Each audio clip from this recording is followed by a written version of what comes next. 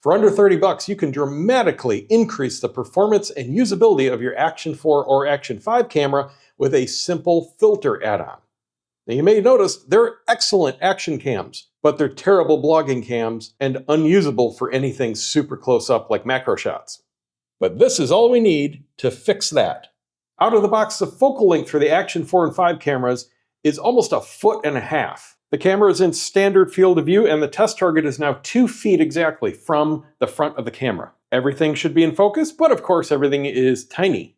This is now 1.5 feet from the camera. Still should be in focus, but of course still tiny. And this is about the size of my head. This is 1 foot away and it is now out of focus. And here's 6 inches away. And it should be very out of focus. Now I'm simply going to attach the filter without moving or changing anything. Now what this does is change the range of in-focusability of the lens. Extreme distance will now be out of focus, but extreme close-up will be in focus. Here's 2 feet. Here's 1.5 feet, about the distance that you're going to be blogging from if you're holding a selfie stick. Here's 1 foot away. It should still be nice and crispy.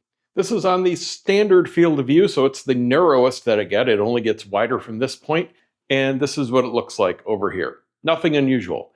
Unfortunately, I am out of focus because I am too close for this camera to be in focus. If I want normal selfie-looking results, this is how close I have to hold it.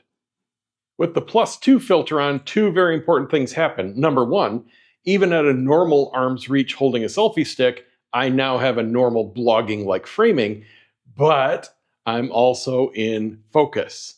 This is at the normal field of view at a normal arm's length. And even getting up way too close, now everything is still in focus. And this is all we need. An adapter ring and macro filter. This happens to be a +2, but the kit comes with multiple, so you can use different strengths for different applications. Filter threads are very fine, so lightly thread these parts together. Don't crank it down. And all you do is slip it on. It's just a slight little friction fit, kind of like a weak magnet. Now you can buy and use larger filters. Maybe you already have some. However, anything larger than the 49mm size will go beyond the body of the camera and you won't be able to set it down on flat surface. I'll put links down below to everything you need. It's just 2 simple products. Hope it helps.